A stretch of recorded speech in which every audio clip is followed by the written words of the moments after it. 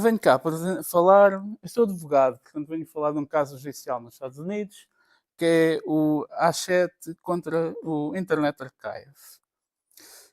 Eu venho da Associação D3, é a terceira apresentação hoje que levam dela, portanto, escuso de fazer mais considerações sobre a associação. Uh, a última decisão do caso é relativamente recente, é de setembro, é do mês passado. E já foi no Tribunal de Apelo, no Tribunal de Nova Iorque. O que é que está aqui em causa? Essencialmente, acho que toda a gente conhece o Internet Archive, certo? Ao contrário do que possam pensar, o Internet Archive não é um site apenas, eles têm mesmo um edifício bastante grande, era uma antiga igreja, conseguem ver ali, a Igreja de Cristo Cientista, algo parecido. Eles compraram o edifício e lá dentro têm montanhas de informação que disponibilizam através da internet. É em São Francisco. Tem qualquer coisa como 800 mil milhões de páginas da internet arquivadas. 38 milhões de materiais impressos, 3 milhões desses são livros com copyright, que são disponibilizados. 2,6 milhões de peças de software preservadas e por aí fora, para não estar a ler isto tudo, mas têm uma ideia da dimensão colossal e do papel que eles fazem na preservação do conhecimento e da internet. Porventura, a faceta mais conhecida é o Wayback Machine. A minha ideia era ter aqui um print screen do Wayback Machine, mas eles estão sob ataque e não há o Wayback Machine da Wayback Machine, portanto eu não consegui encontrar, mas está aqui o logotipo. Acho que sim, acho que vai ser preciso. No final da apresentação, acho que vai ser essa a conclusão. Este processo é sobre um conceito, um projeto do arquivo em que eles chamaram de Open Library e eles usam o conceito de Controlled Public Lending, empréstimos controlados. O que é que eles fazem? Por cada edição física que eles têm naquele edifício, eles disponibilizam na internet uma edição, uma digitalização, por exemplo, de um livro. Recorrem a DRM, tem essa aqui a vantagem e a desvantagem, mas mantêm sempre esse ratio. Se eles tiverem uma cópia, só disponibilizam uma cópia online e só uma pessoa é que tem acesso de cada vez. Só quando um acesso cessa é que uma terceira pessoa pode aceder. Só que eles alargaram isto que há uns anos. Eles começaram a fazer... Primeiro eles fizeram uma parceria com uma livraria de livros em segunda mão e eram assim que eles adquiriam os materiais. Eles adquiriam, ficava lá guardado e disponibilizavam. Só que eles começaram a alargar isto também a bibliotecas participantes. Ou seja, uma biblioteca aderia ao projeto e o que acontecia era que todos os livros que não estivessem disponibilizados na biblioteca, estivessem em arquivo, eles contavam esse arquivo e disponibilizavam também no site. Se já tivessem uma cópia e essa biblioteca também tivesse uma cópia arquivada, eles passavam a disponibilizar duas pessoas ao mesmo tempo, duas edições digitais.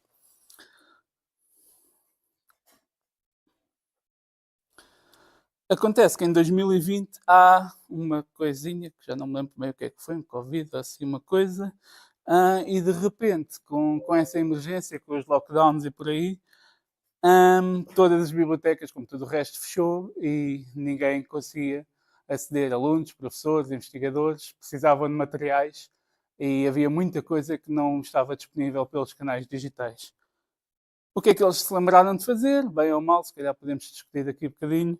Eles lançaram a National Emergency Library, que essencialmente foi o cap de 1 para 1 que usavam, eles retiraram e disponibilizavam 10 mil cópias de cada livro. Isto durou 2 meses, os autores, melhor dizendo, as editoras começaram a dizer que isto era pirataria, estavam a disponibilizar coisas sem limites e eles depressa desistiram por causa do processo. judicial que entrou. Estas foram as editoras que puseram o processo no dia 1 de junho de 2020. E o processo é só sobre 127 livros. Há lá muitos mais. A primeira decisão é de março de 2023 e a última, o recurso, foi o do mês passado. Eu não vos queria amassar muito com pormenores técnicos, mas isto é tudo uma discussão à volta do fair use. O que se discutiu no tribunal é se esta prática que eles faziam do controle do empréstimo controlado, ou seja, eles queriam ser, no fundo, uma biblioteca, mas disponibilizavam tudo online. Mas o modelo em si não era muito diferente do que a pessoa ir a um sítio, fisicamente à biblioteca, e consultar o livro. Só que eles tentaram usar esta defesa do fair use e o fair use tem essencialmente 4 vetores de análise que os tribunais usam. Isto é assim um bocadinho mais complicado porque, basicamente, os advogados têm sempre aquela expressão depende, e a importância destes 4 fatores também depende muito de caso a caso. Os próprios tribunais dizem isto basicamente só se resolve caso a caso. Há sempre, principalmente nos Estados Unidos, as decisões anteriores têm bastante importância, muito mais que aqui, são vinculativas, mas geralmente os casos são sempre diferentes e, dependendo do caso, às vezes há fatores que se tornam um bocadinho irrelevantes e há outros que ganham outra relevância, muita relevância. Aqui salientava talvez o último, que é para se ver se uma utilização de uma obra é ou não justa, ou cai no fair use. Um dos principais fatores a ter em conta é se o grau de prejuízo que ela causa às editoras, neste caso. Mais um segundo para tirar a foto. A decisão é que isto não era fair use, essencialmente por não ser considerado uma utilização transformativa. Novamente, não queria perder muito em legalês, mas o fair use nos Estados Unidos tem um histórico de proteger sempre utilizações que dão uma nova vida a obras. O exemplo mais paradigmático é a paródia. Considera-se que quando se parodia uma obra, há uma transformação da obra inicial e, portanto, sempre que há sempre essa faixa que se tem que atingir, a fasquia que se tem que atingir de a nova utilização que é dada ser suficientemente transformativa. Não é o caso, porque isto eram meras digitalizações de livros que já existiam. As partes negociaram termos logo na primeira decisão, apesar de ainda haver um recurso pendente, que foi o do mês passado, originalidade dos Estados Unidos, que também não conheço muito bem. Mas qual é que é o problema? É que o Tribunal rejeitou este conceito do Control Digital Lending, seja durante a pandemia sem limites, seja com limites. Portanto, isto correu extremamente mal ao Internet Archive. O recurso ganhar uma questão menor, que foi a primeira decisão considerava que a utilização que eles tinham feito era uma utilização comercial, porque eles aceitavam donativos e também umas comissões por links para onde as pessoas podiam adquirir a obra. Aí conseguiram, e faz sentido, porque eles de facto são uma associação sem fins lucrativos e têm receita, mas é para suportar as despesas.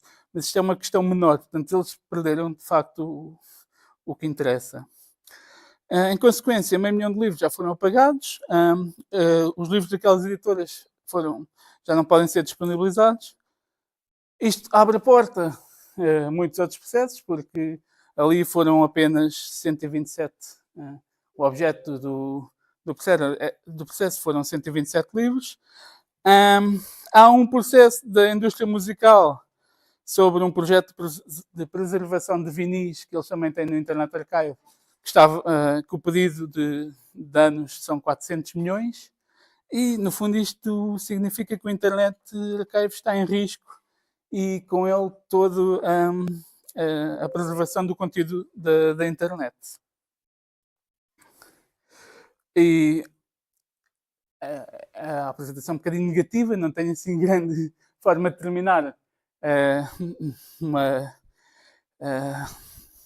uma vibe mais positiva, mas a pergunta que eu deixo é o que é que será a internet sem o Internet Archive? Porque se calhar vamos precisar mesmo de um archive do archive, porque vamos ter um problema bastante grande para lidar com isto. A situação da Europa é melhor e não é melhor ao mesmo tempo. Nós temos jurisprudência do Tribunal de Justiça da União Europeia que permite o que o Tribunal de Nova Iorque rejeitou, que é, no fundo, dizer que o empréstimo por vias eletrónicas equivale ao empréstimo físico, desde que se mantenha aquele ratio de 1 para 1, e se calhar tem que se fazê-lo através de DRM. Só que, na prática, ninguém, acho que não há nenhum país que utilize esta possibilidade. Em Portugal, em específico, a situação é péssima, porque nós não temos e-books nas bibliotecas. Alguma biblioteca nunca houve. Houve um projeto uma vez em que havia algo parecido, mas tinham que levar o tablet da biblioteca.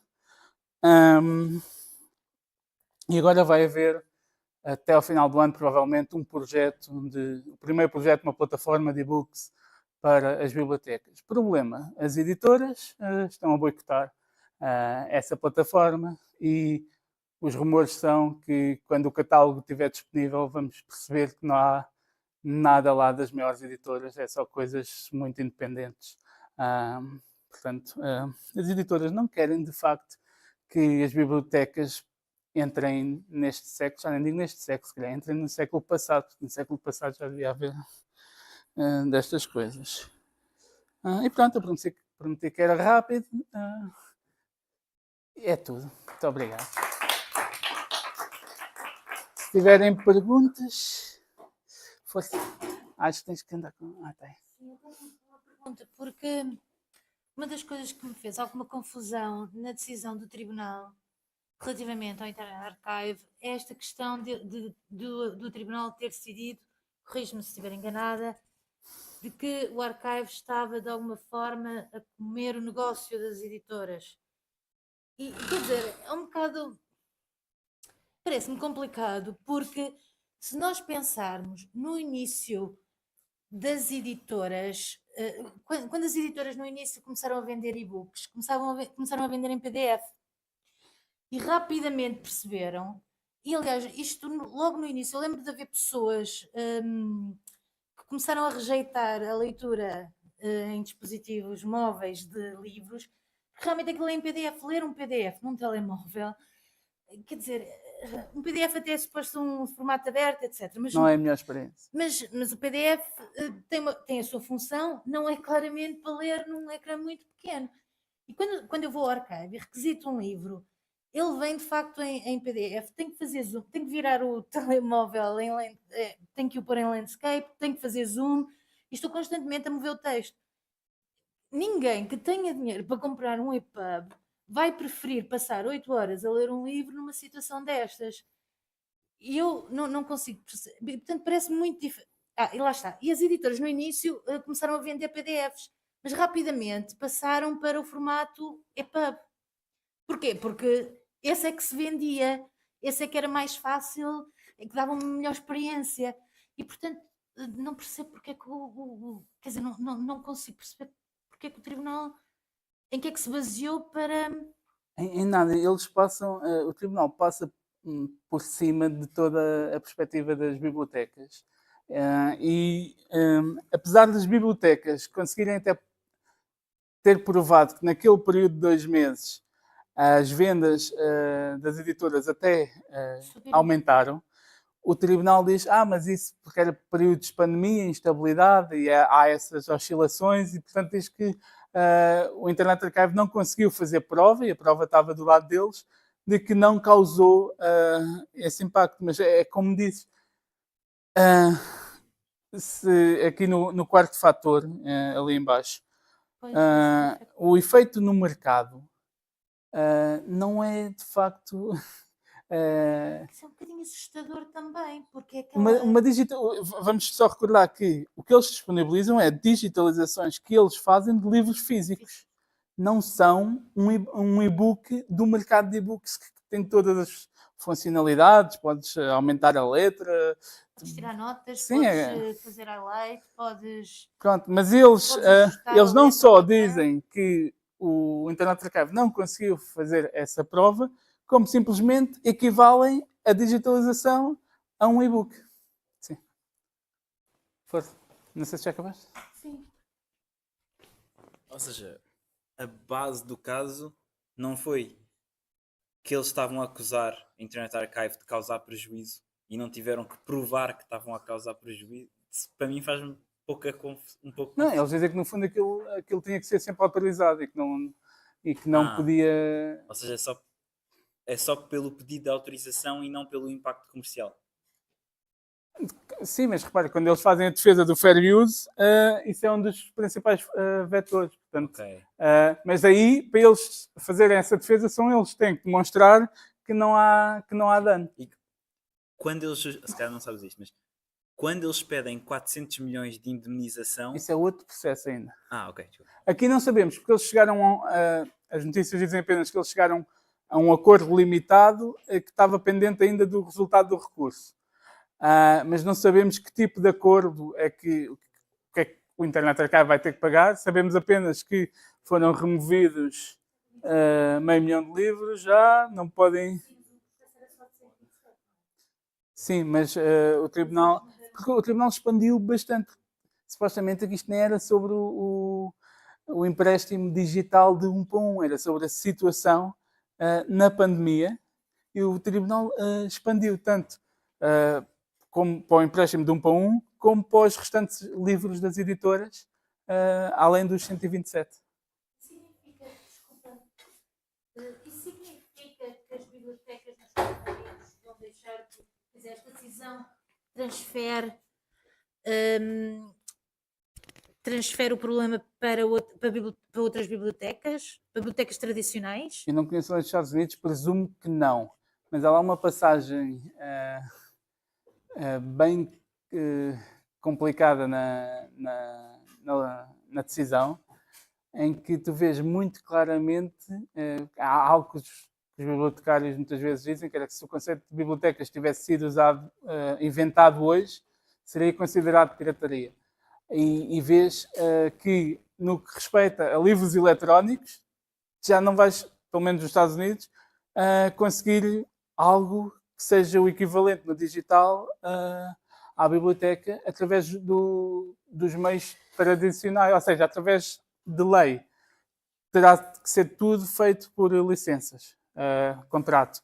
O problema é que se fazes disponibilização de e-books apenas sobre licenças, só há uma entidade, ou quer dizer, quando há uma obra, o autor é que tem o direito exclusivo de dar ou não essa autorização. Portanto, as bibliotecas, quando negociam com as editoras, só conseguem uma proposta de ou é assim ou é assado, ou não. Ou seja, não tem poder negocial nenhum. Se querem ter aqueles conteúdos, as editoras dizem o preço. E se não aceitarem, não têm os conteúdos.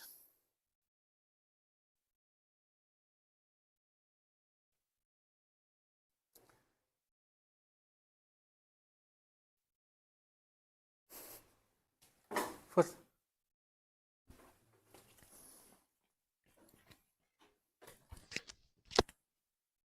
Este processo foi nos Estados Unidos, mas eu assumo que isto teve impacto pelo mundo inteiro. Ou não? Eu tinha Não há a aqui possibilidade de um processo equivalente também acontecer na Europa ou noutro local? Na Europa nós temos jurisprudência, que permite que as bibliotecas façam isto, mas elas não fazem. Ou por não desconhecerem, ou por aversão ao risco, porque se calhar também ia acabar tudo em tribunal outra vez. Mas no nosso caso até temos jurisprudência que o Mas, por permite. exemplo, na América Latina ninguém se queixou, mas para queixar, se calhar. Desconheço quais serão as leis deles, sim. Pois, ok.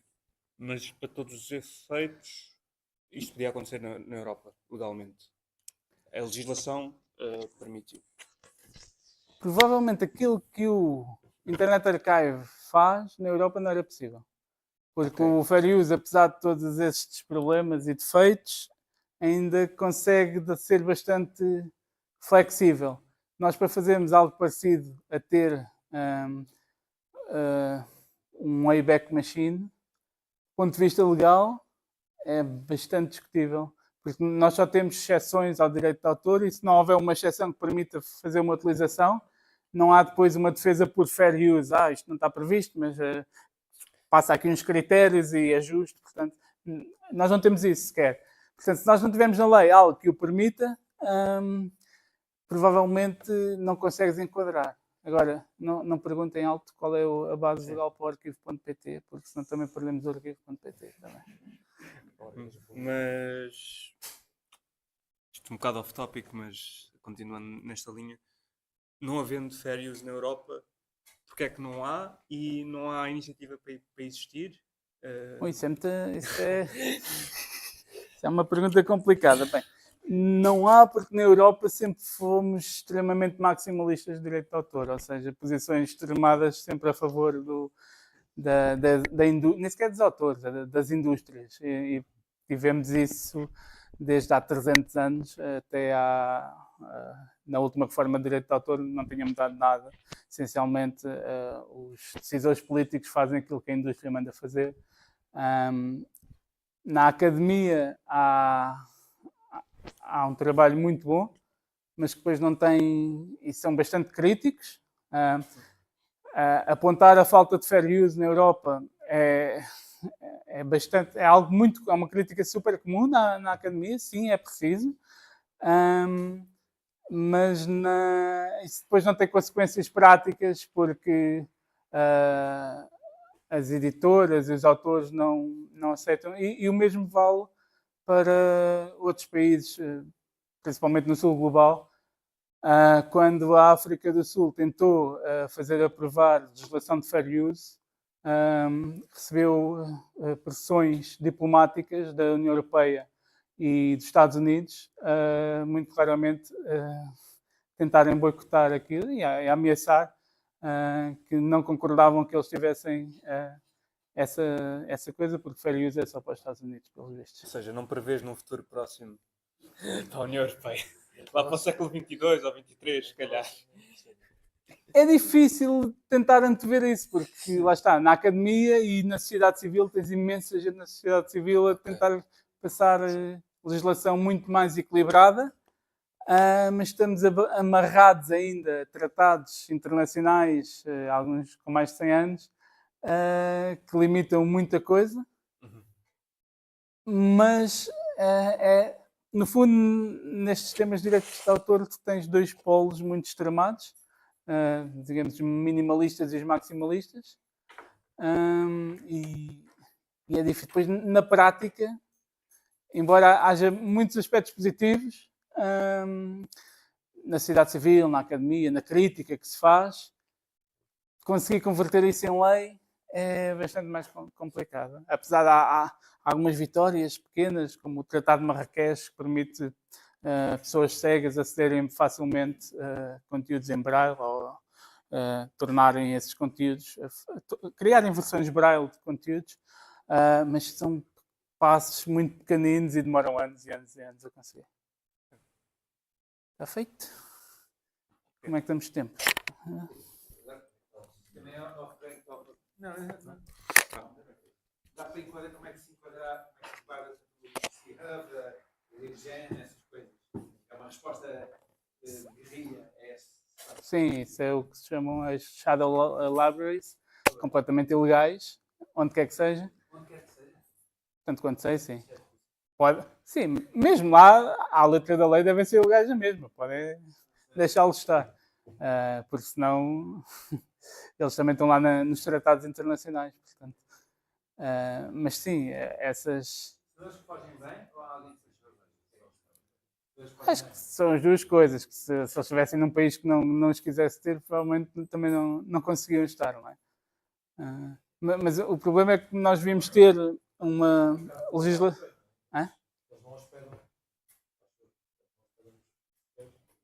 Não sei como é que. Alguém, no fim da linha, alguém está a hospedá-los, não é?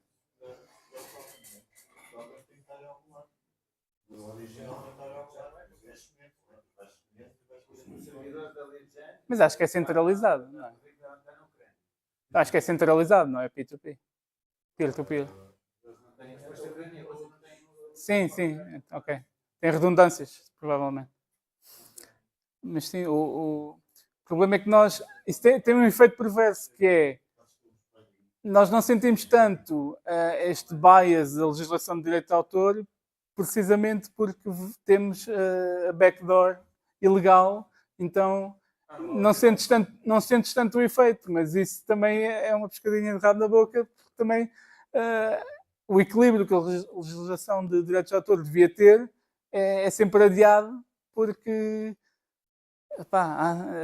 não bates realmente numa parede se souberes dar a volta à parede. É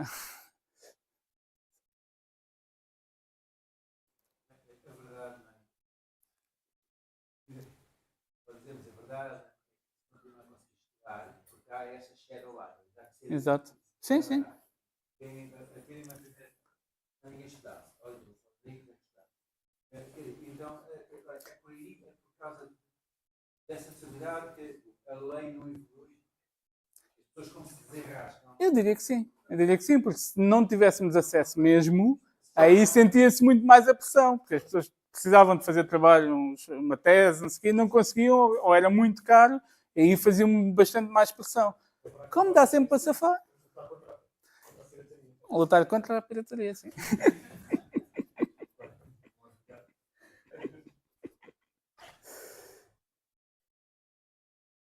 E pronto, acho que foi a última sessão. Obrigado.